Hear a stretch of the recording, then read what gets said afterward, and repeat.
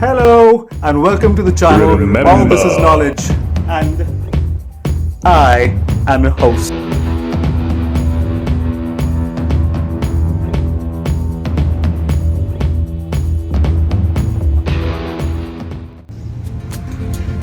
Hello and welcome to the third episode on the channel. Remember, all this is knowledge. Your host is in a bit of spot here. I'm trying to figure out how to fly, and it isn't going too well. Anyways, land we will, and until then, let's crash into what this episode is really about: the history of flight. My dear viewing kings and queens, the history of flight is fairly complex. Now, it is divided between two main efforts. One where man was trying to create devices that were lighter than air, and the other one in which man was trying simultaneously to create devices that were heavier than air. Man had been hard at work to create these devices that could fly, much before the Wright brothers recorded the first powered and manned flight in 1903. Now we will travel back in time and through the course of 4 episodes discover the moments that gave us the wings and science to fly. Now in this episode we will talk about man's fascination with flight through legends, about the early inventors and their creations, and about the ancient lighter than air devices that man flew before the hot air balloon was created. So let's begin the story. Birdman! The inspiration behind the superhero. And on a serious note, flight definitely would have been birds for sure. But also, man looked up to characters from legends who flew up with artificial wings strapped onto their bodies. From Greek legends, the daring father and son duo of Daedalus and Icarus would be amongst the first to have attempted human flight with feathers. Now the story goes that the duo escaped from the cruel king Minos of Crete by attaching to themselves wings made of feathers and wax. But in a bird-brained momentary lapse of common sense, apparently Icarus flapped his feathery wings too close to the sun. Now his wings melted and he fell straight into the ocean. And some attempts weren't from the legends and probably nosedive into tragedy. Now some geniuses in recorded history, such as Oliver of Malmesbury, apparently tried to fly with feathered wings. Now the attempts led to bird-brained brave hearts ending up with broken bones and perhaps much worse. So the first lesson that we've learned is feathered wings just don't work. Kids, do not try this at home. Now, if you want to fly, we would have to re-engineer the entire human body. We would need 28 square meter wide wings, hollow bones, amazingly strong chest muscles just to be able to fly. So when did we really begin to explore non-feathered flight? Now, to begin with, man looked up to some other legends where the tools of flight were more sophisticated in terms of elements or technology deployed.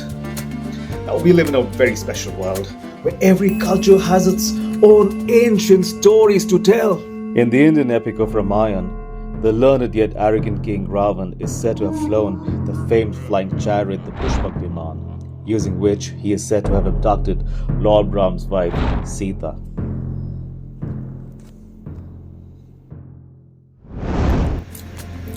In recorded history, man has made innumerable attempts to design and successfully launch themselves in a flying machine.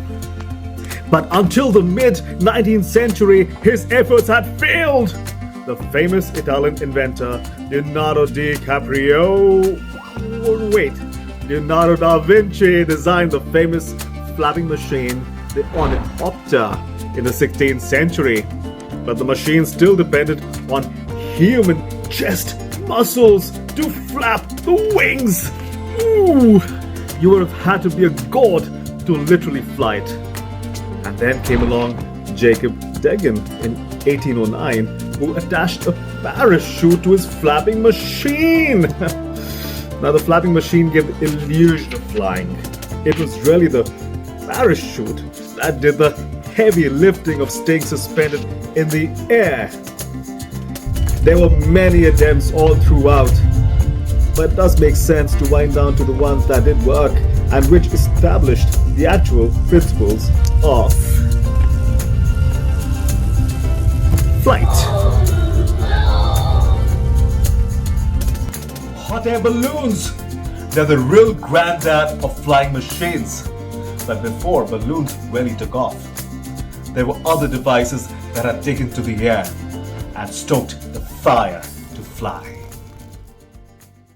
Hola, senors and senoritas.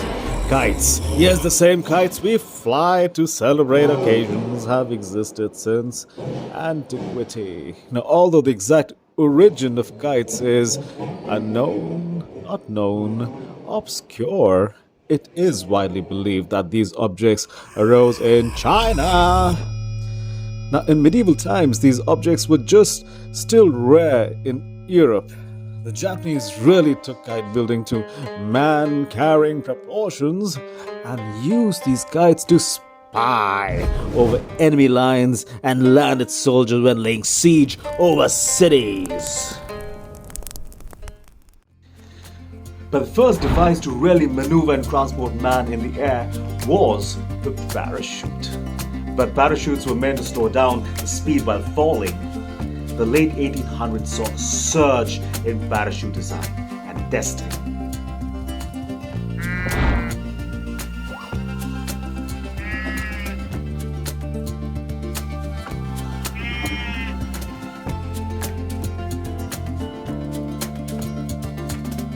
But before we start naming innovators and pioneers, we have to bear in mind that each new innovation rises from the accumulated knowledge available to the innovator. And subsequent discoveries would only have been possible because of the past discoveries. Now, Isaac Newton had once said, "If I have seen further, it is by standing on the shoulders of giants." So we give credit to the past and hail the future. Thanks for watching the first episode in this 4-part series on the evolution of flight. Now, I will see you in the next episode where we will together learn about the scientific progress and discoveries that transform man from a cliff jumper with wings to a lighter than air aviator. See you in the next episode. Bye. So I truly hope you enjoy the content, you learned a little. Please subscribe to my channel, like the video, share the love, and adios and namaste until the next video. Cheers. Bye.